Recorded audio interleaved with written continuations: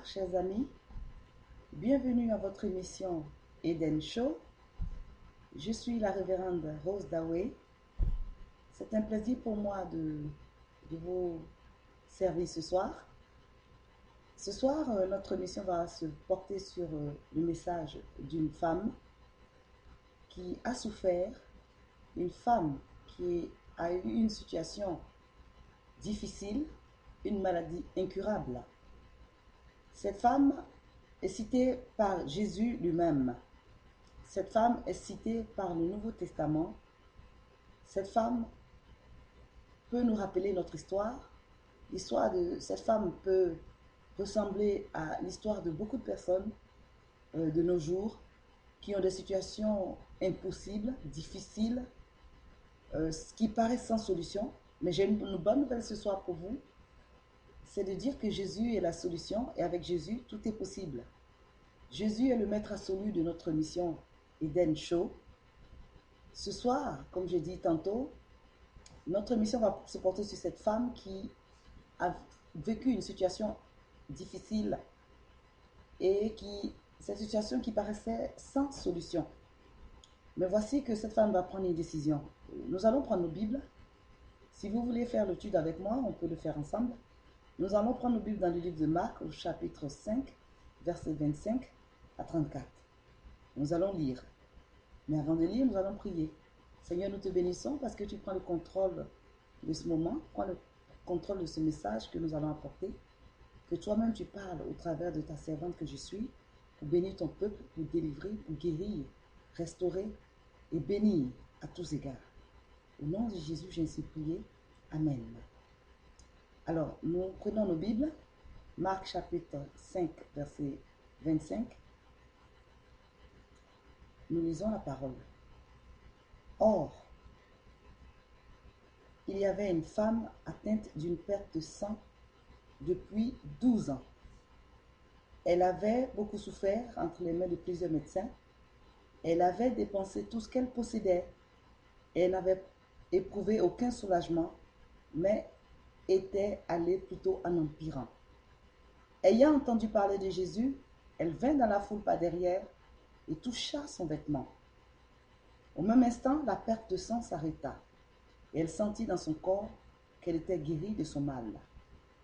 Jésus connut aussitôt en lui-même qu'une force était sortie de lui et se retournant au milieu de la foule, il dit : « Qui a touché mes vêtements ?» Ses disciples dirent : « Tu vois la foule qui te presse et tu dis : Qui m'a touché ? » Ils regardèrent autour de lui pour voir celle qui avait fait cela. La femme, effrayée et tremblante, sachant ce qui s'était passé en elle, vint se jeter à ses pieds et lui dit toute la vérité. Mais Jésus lui dit : « Ma fille, ta foi t'a sauvée, va en paix et sois guérie de ton mal. » Alléluia, gloire à Dieu. Ça, c'est une belle histoire qui nous donne de l'espoir, qui nous donne de la force, qui nous donne un dernier recours. Parce que là où la main de l'homme ne peut plus agir, c'est là où Dieu intervient. Parce que tout ce que tu peux faire, Dieu ne le fera pas à ta place, mais il te laissera faire jusqu'à ce que tu ne puisses plus le faire. Tu ne saches pas comment faire, alors il interviendra pour toi. Voici que cette femme, la Bible dit qu'elle avait vu tous les médecins. La Bible dit qu'elle avait dépensé son argent. Ça veut dire que cette femme avait de l'argent. Elle a dépensé de son argent, elle allait voir des médecins partout dans le monde. Si nous prenons un exemple de nos jours aujourd'hui, on peut prendre l'histoire d'une femme qui vit en Afrique et qui entend parler des médecins en Israël, qui va payer son billet, son séjour, et qui va aller voir si on peut faire quelque chose pour elle. Parce qu'elle sentait dans son corps qu'elle se sentait faible, qu'elle était en train de mourir. Alors dès qu'elle entendait parler des médecins, elle voyageait, espérant que ce médecin allait trouver le médicament qu'il fallait pour qu'elle guérisse de son mal. Mais rien à faire. Après Israël, elle retourne dans son pays et ensuite, elle entend qu'il y a un autre médecin en France. Elle part en France, elle part en Londres, elle part aux États-Unis, au Canada. Partout où elle entend qu'il y a un médecin, elle court après ce médecin. Imaginez tout cet argent qui sort de sa poche, mais qui ne rentre pas. Vous savez que dans le passé, en Israël, dès qu'une femme connaissait ses périodes, ses moments de règles, elle était éloignée, elle était considérée comme impure. Donc, imaginez un peu la douleur de cette femme. Cette femme était rejetée, était mise à l'écart. Je pouvais imaginer même qu'elle était séparée de son mari parce qu'on l'avait mise à part. On pensait que ça allait durer quelques jours parce que nous, les femmes, nous savons que ça ne dure pas. 3, 4 jours, des fois une semaine, mais après ça, elle peut réintégrer son foyer, sa famille. Mais non, rien à faire. Le diable avait décidé autrement, c'est-à-dire l'a fait souffrir. Elle a souffert, souffert, souffert. Et la Bible dit que cette femme a souffert pendant 12 ans. Je ne vous dis pas 12 jours, je ne vous dis pas 12 semaines, mais 12 années. Une année, 2 années, 3 années, jusqu'à 12 ans de souffrance. 12 ans de souffrance, ce n'est pas évident. Il y a de quoi être découragé, il y a de quoi perdre la foi, il y a de quoi perdre tout. Mais cette femme n'a pas désespéré. J'ai aimé son attitude parce qu'elle a continué de chercher, parce qu'elle a pris la décision de ne pas mourir.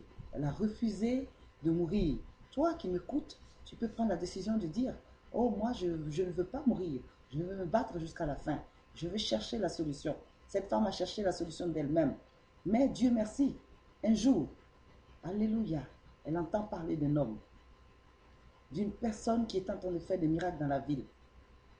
Après avoir cherché pendant longtemps et ne sachant pas quoi faire, voici qu'elle entend parler d'un homme extraordinaire qui faisait des miracles, qui faisait des grandes choses, qui faisait des choses irréelles, c'est-à-dire qui ne relevait pas de la terre ici, qui, qui, qui, qui étonnait les gens, c'est-à-dire les malades étaient guéris, les sourds entendaient, les muets parlaient, les possédés étaient délivrés, de grandes choses se faisaient. Cette femme a entendu, elle a dit, moi, cette journée-là, c'est ma journée. Elle est sortie de chez elle avec l'espoir qu'aujourd'hui, c'était la fin de sa maladie. C'est l'attitude que le chrétien doit avoir aujourd'hui. C'est-à-dire prendre autorité sur les difficultés, sur la maladie, sur la situation, refuser la défaite, refuser la pauvreté, refuser le célibat, refuser le chômage, refuser toutes sortes de problèmes. Je ne sais pas le problème que vous traversez, mais une chose que je peux vous dire, si vous prenez la décision que cela doit s'arrêter, parce que vous avez reçu l'autorité, si vous êtes chrétien, vous êtes né de nouveau, cela est possible, parce que vous avez Jésus, le Christ qui vit avec vous, qui est avec vous et qui veut faire de grands miracles pour vous. Comme cette femme, vous devez prendre la décision de dire stop, c'est fini. Satan ne peut plus avoir de pouvoir sur moi. J'ai la victoire, je dois vivre, je refuse de mourir. Cette femme, en sortant de chez elle, a pris la décision, elle a dit ce soir, aujourd'hui, cette journée, je ne repars pas, je ne reviens pas à la maison comme je suis partie. Je sors de moi, de chez moi malade, mais je reviendrai guéri, je reviendrai avec mon témoignage. Cette femme est sortie parce qu'elle a entendu le bruit. Elle a entendu les gens crier, parce que partout où Jésus était, il y avait toute une foule qui venait. Elle a entendu les gens crier, d'autres voulaient le toucher, d'autres criaient parce qu'ils avaient reçu leur miracle. Et il y avait un bruit tumultueux, elle entendait une foule. Elle a dit, vraiment, je sais que je suis impropre, je ne suis pas pure, je suis impure. Mais si je peux seulement, je ne veux pas besoin de le toucher. Je vais essayer d'aller voir. Si je peux simplement toucher ses vêtements, je sais que je serai guéri parce que je sais que cet homme n'est pas un homme ordinaire. Cet homme est le Fils de Dieu. Cet homme est différent de tous les hommes. Cet homme est celui qui peut m'apporter ma solution. J'ai entendu qu'il a guéri beaucoup de gens, que Lazare a été ressuscité, que des choses extraordinaires, des lépreux étaient purifiés. C'est-à-dire que moi qui suis aujourd'hui considéré comme impur, le sang peut s'arrêter. Parce que si mon sang ne s'arrête pas, c'est la mort. Parce qu'une fois que le sang continue de couler, il y a l'anémie qui suit. Et une fois qu'il y a l'anémie, le cœur, n'ayant plus de sang à pomper dans le cerveau, peut s'arrêter et elle peut avoir une crise cardiaque et mourir comme ça.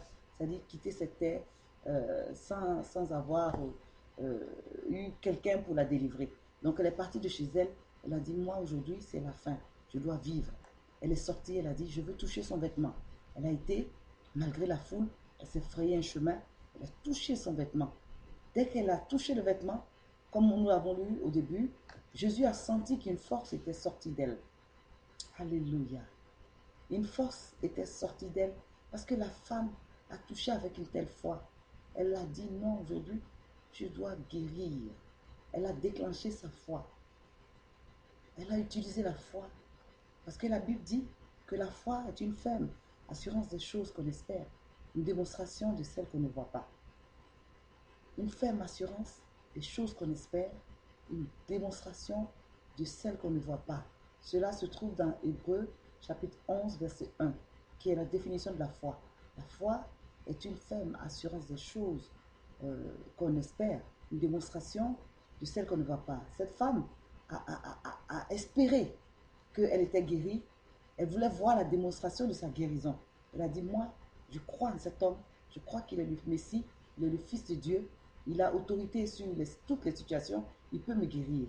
Donc elle a déclenché sa foi, et par la foi, malgré les oppositions. Les oppositions, aujourd'hui, peuvent représenter les gens qui t'empêchent de faire certaines choses, de prendre certaines décisions, des gens qui ne t'encouragent pas des fois quand tu dois faire des choses. Alors les gens lui disaient, non, c'est pas la peine, oh, ta situation c'est déjà fini pour toi, tu as tout essayé, tu crois que simplement le fait de toucher un vêtement peut te guérir. Elle a dit non, moi je crois, je sais en qui j'ai cru, je sais que c'est Jésus dont le monde parle. J'ai vu qu'il a ressuscité la fille de Jairus, j'ai vu qu'il a fait de grandes choses, il peut le faire aussi pour moi. Elle a dit non, je refuse la défaite. Elle a touché le vêtement. Et gloire à Dieu, la puissance, l'onction qui était sur Jésus a touché sa vie et a arrêté la puissance de la maladie dans son corps. Elle a reçu la guérison simplement en touchant le vêtement de Jésus. Alléluia, gloire à Dieu. Aujourd'hui, en écoutant ce message, si tu prends la décision d'arrêter la situation que tu vis, la situation de chômage, la situation de maladie, la situation de désespoir, de découragement, la situation, tu connais quelle situation qui te fait souffrir. Si tu prends la décision avec Jésus d'arrêter cela, cela va s'arrêter. Quand elle a touché Jésus, Jésus a senti une force sortir de lui. Il a dit qu'il m'a touché. Et la foule lui dit, mais il y a autour de toi beaucoup de gens qui t'ont touché. Mais comment tu peux dire qui m'a touché? Il dit non, il y a une touche spéciale. Quelqu'un m'a touché de façon spéciale. Et regardant autour de lui, il a vu une femme qui tremblait. Il a su que c'était elle. Et Dieu merci, cette femme a confessé. Elle dit, c'est moi. Il dit, ah, ma fille, va, que ta foi t'a sauvée. Ta foi t'a sauvée. Va en paix et sois guérie de ton mal.